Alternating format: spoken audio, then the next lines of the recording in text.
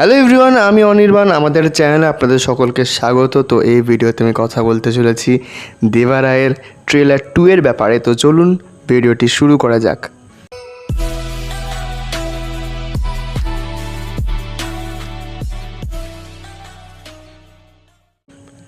তো দেখুন, দেবা রায়ের ট্রেলার 2 আজকে সকালে এসেছে এবং আমি দেখলাম ট্রেলারটা, মাত্র 2 মিনিট 8 সেকেন্ডের ট্রেলার। তো এখানে যে সাসপেন্সের বিষয়টা ছিল সেটা কিন্তু এখানে বেশি প্রাধান্য দেওয়া হয়েছে এই ট্রেলারে।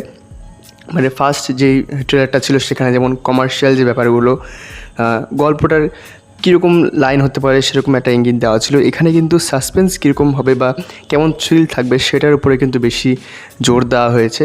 তো ট্রেলার এখানে বলা হচ্ছে যে দেবারা, যে আর কি সমুদ্রের একজন রক্ষক বলা যেতে পারে, বা সেই যে তাদের যে গ্রাম তাদের রক্ষক বলা যেতে পারে। তো এখানে তার একটা কোনো বিশাল ভূমিকা রয়েছে। সমুদ্রে হয়তো বিশাল কোনো একটা ঘটনা ঘটেছিল, যার পরে এই দেবারা একটা বেশ রহস্যময় চরিত্র হয়ে ওঠে। কারণ ভয়টা কি জানতে গেলে সেখানে কিন্তু দেবারাকে জানতে হবে।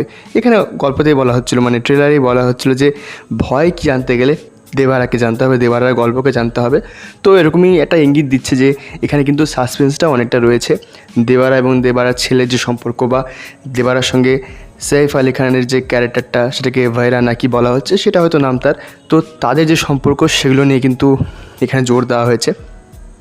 এবং আমার এই ট্রেলারটা আগের ট্রেলারের থেকে বেশি ভালো লেগেছে।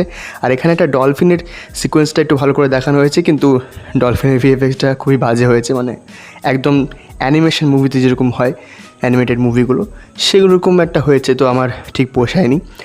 আর এখানে আপনার আমাদের এনটিআরের কিন্তু মানে প্রেজেন্সটা কিছু জায়গায় খুব খাপছাড়া। এখানে কিন্তু বিশেষ কোনো অ্যাকশন দেখানো হয়নি। বেশ মাত্র 2 মিনিটের মধ্যে ব্যাপারটা সারা হয়েছে, সাসপেন্সটা বজায় রেখে। তো আমার ঠিকঠাকই লেগেছে এই ট্রেলারটা। 27শে সেপ্টেম্বর রিলিজ হচ্ছে সিনেমাটা, তো দেখা যাক কেমন হয়। আর এই ছিল আমার এই দেবারার ট্রেলার 2 এর রিভিউ। তো ভিডিওটি ভালো লাগলে লাইক করুন, কমেন্ট করুন, শেয়ার করুন আর সাবস্ক্রাইব করুন। ধন্যবাদ।